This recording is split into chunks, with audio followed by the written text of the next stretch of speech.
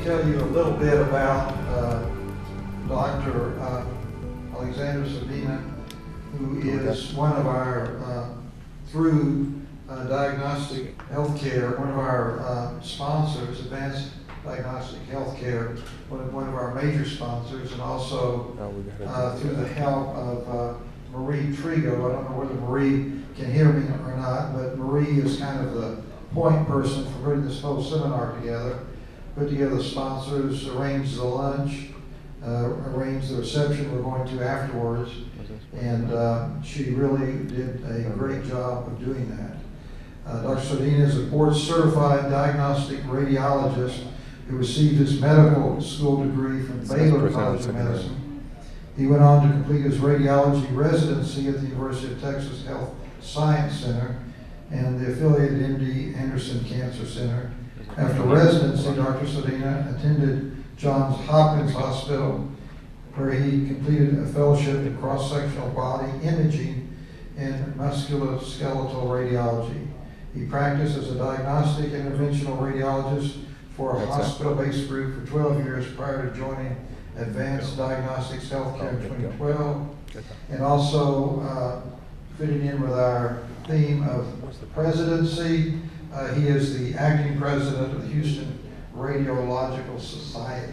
So we want to thank him for, again, being one of our sponsors. I think you're going to find this very interesting of how to use radiology to enhance your personal injury practice. Thank you, Bob. Thank you, guys. Now, I want to thank Bob for making one of my worst nightmares a reality, standing up here in front of 100 trial attorneys. But thankfully, I'm not on trial, at least not yet. So obviously, the talk, as you see on the title slide, is how radiology can enhance your trial practice. This is a topic that I never foresaw myself lecturing on about a year ago. Not until joining Advanced Diagnostics, where I got involved with some of the legal work that we perform in our practice, did I start actually realizing that there is a symbiotic relationship between radiology and personal injury, and radiology and product liability work. So what I've tried to do is encompass some of the components of that relationship into the talk, and hopefully you guys will find it educational. Bob did a fabulous job of giving you a background on myself, so I'll go ahead and skip that, although I will make the point that because of my preparation for this lecture, I completely forgot that we had a lecturer on Monday that flew in from Johns Hopkins to give a lecture to the Houston Radiological Society, and I was not there. So I may be the president ex facto of the society moving forward. So thank you, Bob. I do want to give a thank you to my partner, Dr. Thacker, who helped me put this lecture together. Dr. Thacker is one of the founders of Advanced Diagnostics, and he has single-handedly created the interventional department that we're very proud of at Advanced Diagnostics. And as you can see, he's a very well-credentialed radiologist as well. So I am going to take a few minutes to do a shameless plug for Advanced Diagnostics. Not so much of an infomercial, but just because I think that we run our imaging center in a way that I think would be beneficial for all of you to look into the imaging centers that you currently refer your clients to. So at Advanced Diagnostics, we have two major components, one being the diagnostic imaging side, and that's your basic CT, MRI, ultrasound, nuclear medicine. We're one of the freestanding non-hospital affiliated imaging centers with a 64-slice CT scanner.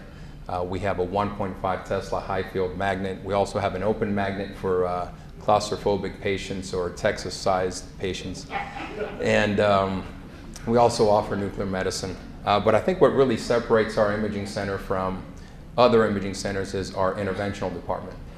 We do just about everything that can be done in a hospital, but we do it on an outpatient basis, which is much more convenient to the patient and much less expensive. So we do everything from biopsies, abscess drainages, we manage dialysis grafts, we do pain management, obviously, we do ESIs, steroid injections in the joints, and we also do runoffs. We do angioplasties, we do stent placements. So this is kind of what like the makeup of our practice. It ranges from wellness patients to geriatric patients. We also see highly skilled athletes from the Houston Texans who pulled it off this Monday night despite the 1:30 game time. But we also see a lot of inpatients. We get a lot of patients referred to us from assisted living facilities. We also see a lot of inpatients from long-term acute care hospitals. So that gives us a broad spectrum of patients that we see. So we have a broad spectrum of disease processes that we have to manage. So that expertise is something that we carry on to the legal work that we do. As you can see, legal work makes up less than 5% of our practice. You're not going to see a sign that says that we do personal injury or a sign that says that we do product liability work. That's not who we are, but we want to be known as a center that you can send your complex cases to. We want to see those cases that you think are valuable and cases that you want to make sure nothing goes wrong. So this is part of our the legal work. Obviously, we do pain management, we do personal injury, but recently we have also expanded into product liability and mass tort litigation. And I'll go ahead and show a few cases towards the end of the lecture on how I think imaging can help cases like this. So I'm going to go ahead and start with personal injury because that's kind of like the keynote topic of the seminar. And these are factors that you as the legal community have impressed upon me and the medical community, factors that you feel are important in the success of a personal injury case.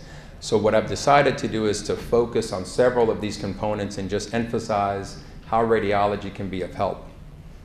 So let's start with radiology centers. Not all radiology centers are created equal.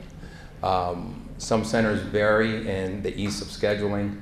Centers vary in the type of equipment that they have. Obviously, the experience of the radiologist is important. Not a lot of radiologists do litigation work, so you want to make sure that you're sending your patients and your clients to a center that has radiologists with that kind of experience. And quality assurance to me is something that is often overlooked in a lot of outpatient centers. We pay strict attention to quality assurance. We have 3 on-site radiologists, myself included, that greet every patient. We interview every patient. We tailor each protocol to the patient. And more importantly, before the patient even gets off the table, we're looking at the study. And I will show some slides and some images that will hopefully drive that point home.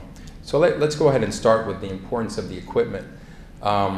This is the same patient, okay?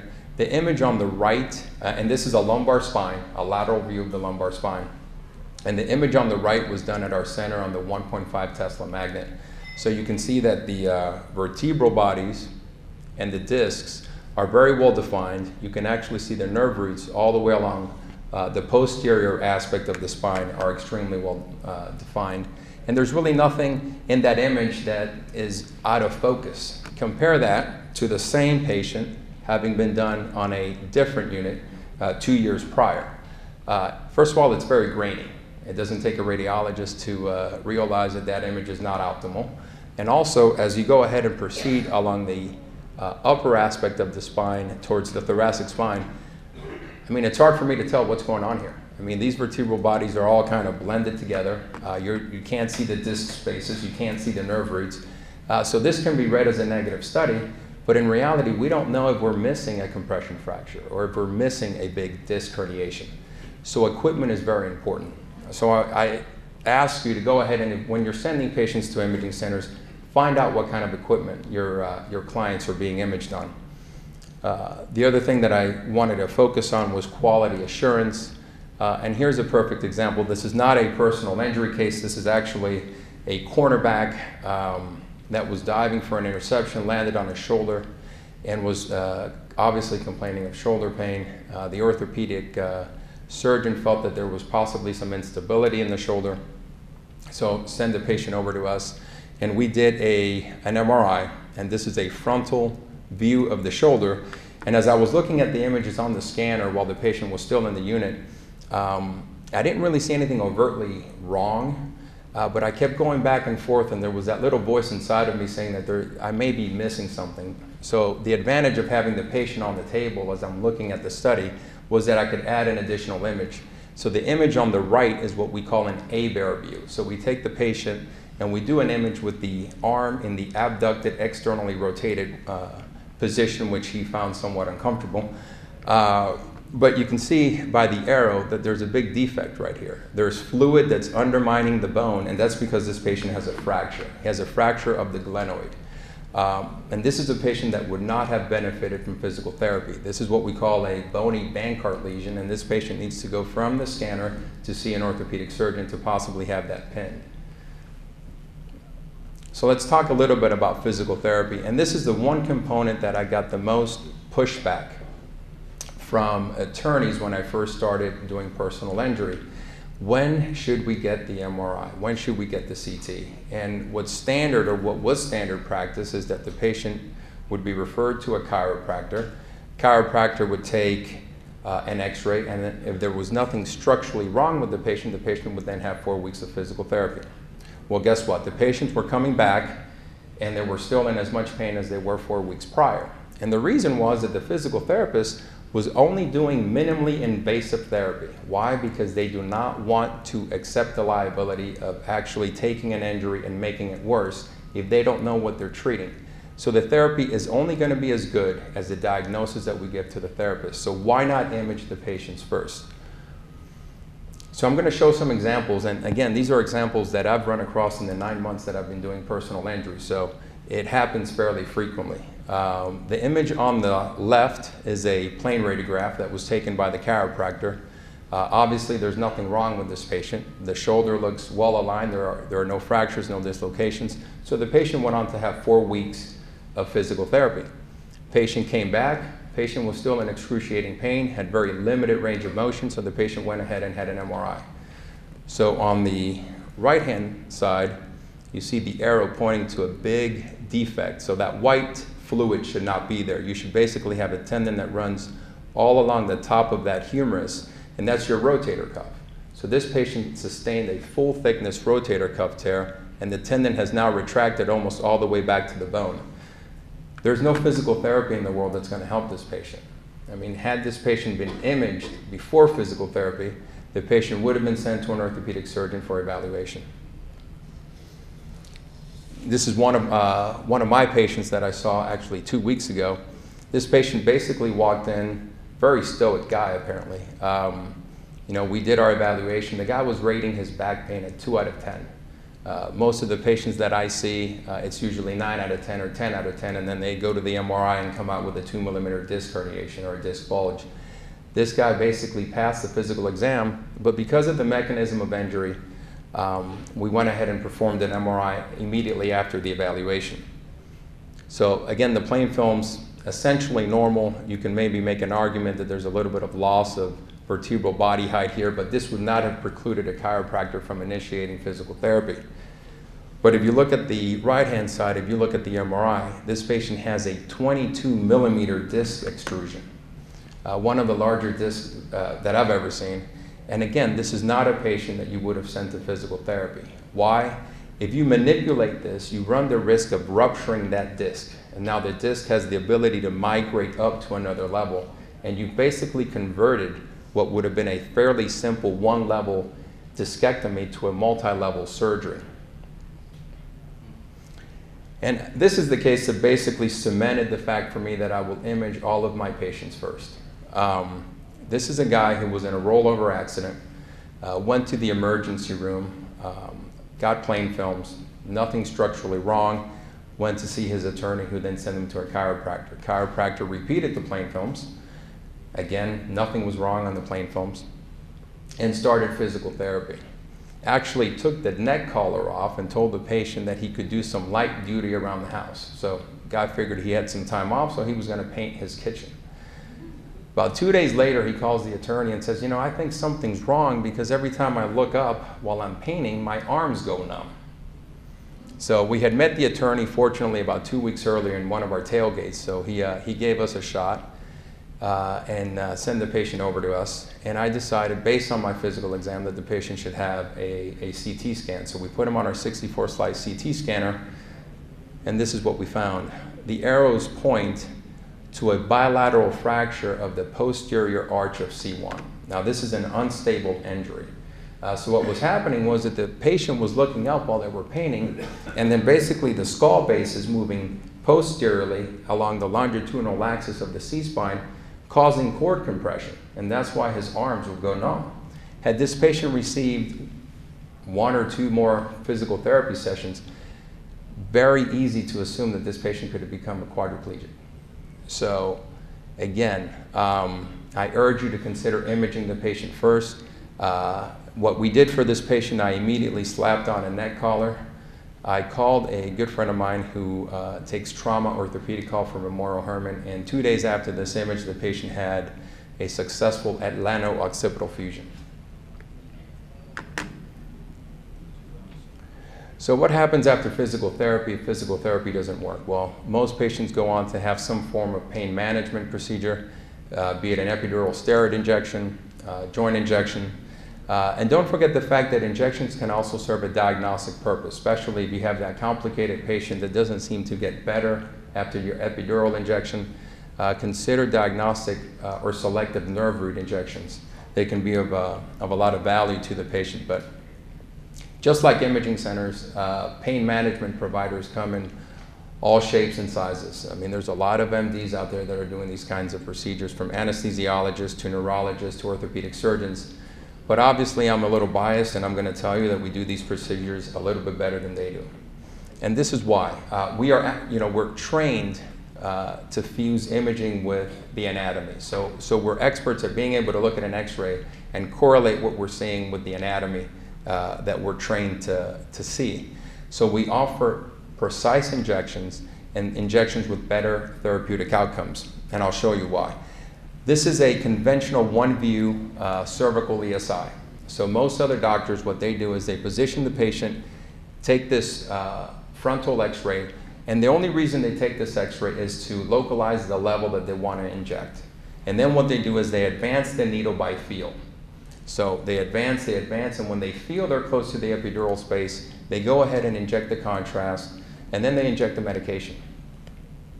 We do things a little bit differently. We do use the AP radiograph, but we also use the lateral radiograph. So this is a lateral X-ray, and obviously you can see how well the lateral X-ray correlates with the patient's sagittal MRI. So we can specifically target the site of the disc herniation by using this view. And we never advance our needle without checking it with X-ray first. So it's not like we're doing it blindly. Once we get to a point where we think the epidural compartment is, then we start injecting a little bit of contrast.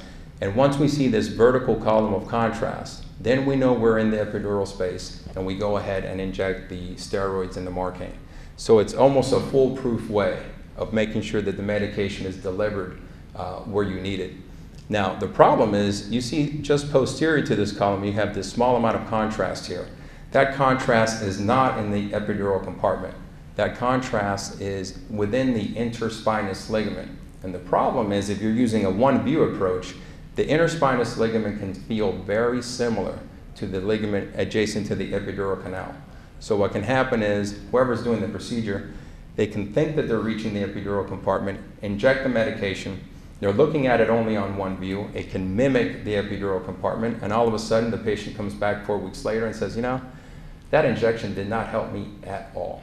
And it's not because it's a failed response, it's because the medication never got to the appropriate place. And the same concept applies to injections in other sites. You know, orthopedic surgeons are very successful at doing shoulders and knees without imaging, but they're going to run into patients, they're difficult patients, that I think imaging is highly important. So let's talk a little bit about surgery. So if physical therapy fails, if pain management fails, now you're faced with surgery. And how can imaging help you or help the surgeon? Surgery is only as good as the surgeon, but what if the surgeon operates at the wrong level? No matter how good the surgeon is, the patient is not going to get any better. And this is your typical MVA whiplash patient, you know, persistent neck pain. You get an MRI and the patient has 3 disc herniations. Which one do you address? Which one does the surgeon address? Does he do 1 level? Does he do 2 levels? Does he do 3 levels? And that's where I think radiology can help, and that's where I think the concept of a one-stop shop can help. And by that I mean, one location that does a medical evaluation, does the imaging, and does the therapeutic injection, because then we can package that information and present it to the surgeon in the following fashion. We can tell the surgeon, well, here are the disc herniations, these are the patient's symptoms, and we have selectively targeted each one of those disc herniations at separate times. And this was their response. The patient did really well at C4-5, did really well at C5-6, but C6-7, he never got much of a therapeutic benefit. That might be the level that the surgeon would like to address. And this one last case, as it refers to PI, I think encompasses everything that I'm trying to instill in you guys to look for in your imaging centers and in your physicians. This patient was sent to us about 48 hours after the traumatic event by an attorney. He called and said, look, the patient is just in excruciating pain. The patient is complaining of weakness. Can you see the patient? And this was on a Friday before a long holiday. So we obviously said yes, evaluated the patient that same day, put her on the CT scanner, and then we saw this, a large, big disc extrusion at C6-7. And now this extruded disc was not only compressing the adjacent nerve root, but was also compressing the spinal cord. So again, this is a patient that would not benefit from physical therapy. This is a patient that would not benefit from epidural steroid injection. This patient needs surgery immediately. So at that point, I picked up the phone, called one of our orthopedic surgeons who was not very happy with me because he was on his way out of town to Lake Austin.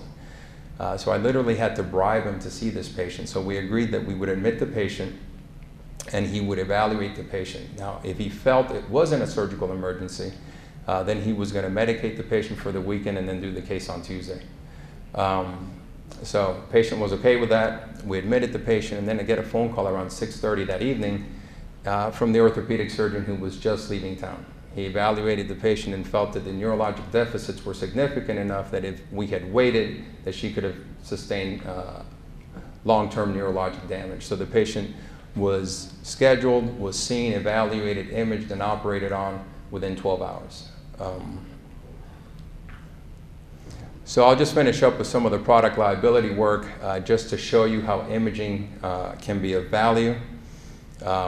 These are IBC filters, and the image on the left is an actual photograph of an IBC filter. And when we were approached by a local firm to see if we could help them out with the IBC litigation, they had two main concerns. One, can you image the complication? And two, they were having issues with product identification. Most patients don't keep their ID card to tell them what kind of filter it is, and there's a wide range of filters out there, but only 2 manufacturers were named in the case. So they wanted to know if we could help them. So we brought in a patient, or had a patient, fortunately, that had a filter, and Dr. Thacker and myself put a protocol together that imaged the patient using our CT scanner, and then we sent all of the information to our processing station. And then the image on the left is our 3-dimensional rendering of that filter that was within the patient.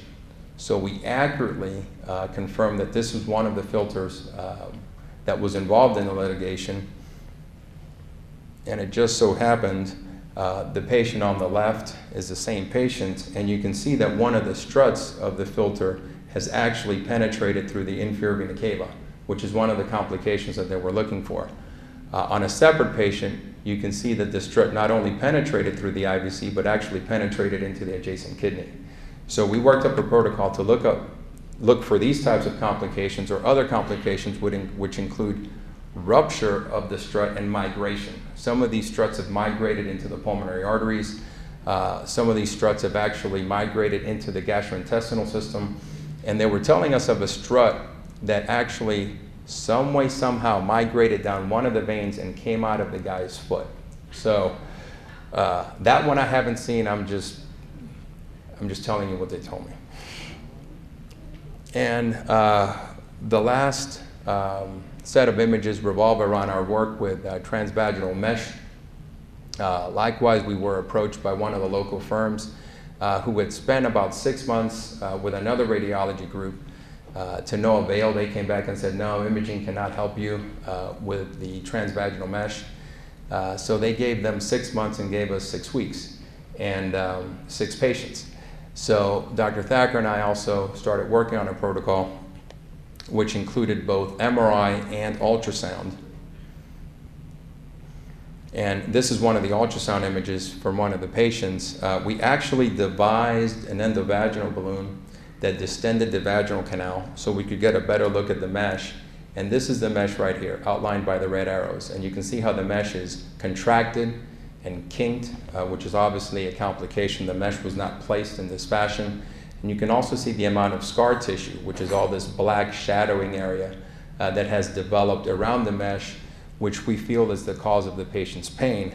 But we also were able to prove that you can see this is normal vaginal wall thickness, and you can see how the mesh is migrated and eroded into the vaginal wall and is actually eroding all the way through, because there's really no vaginal mucosa overlying the mesh at this point. So you could actually feel this mesh.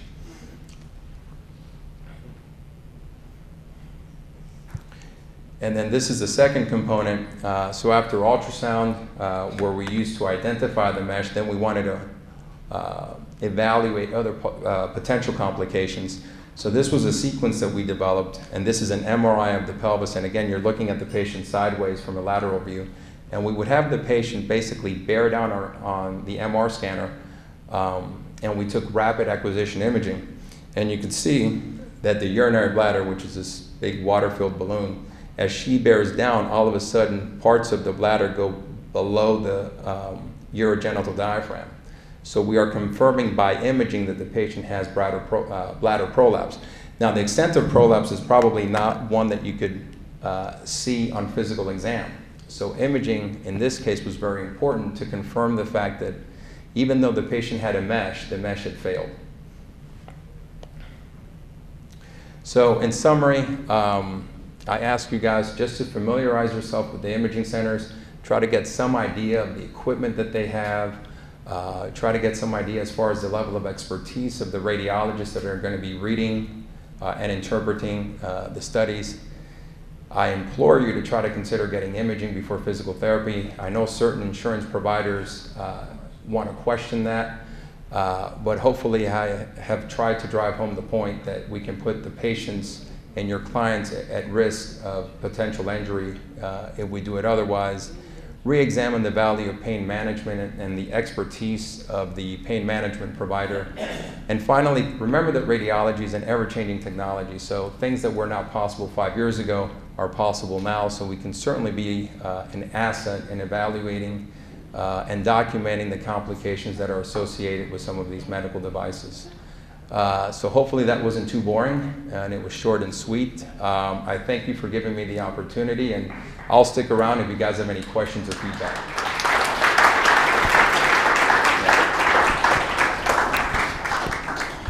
Again, we want to thank Advanced Diagnostic Healthcare for being one of our sponsors, and Dr. Alex for taking the time to come here and showing us how important it is to use these diagnostic techniques. He's going to be hanging around if you have any questions.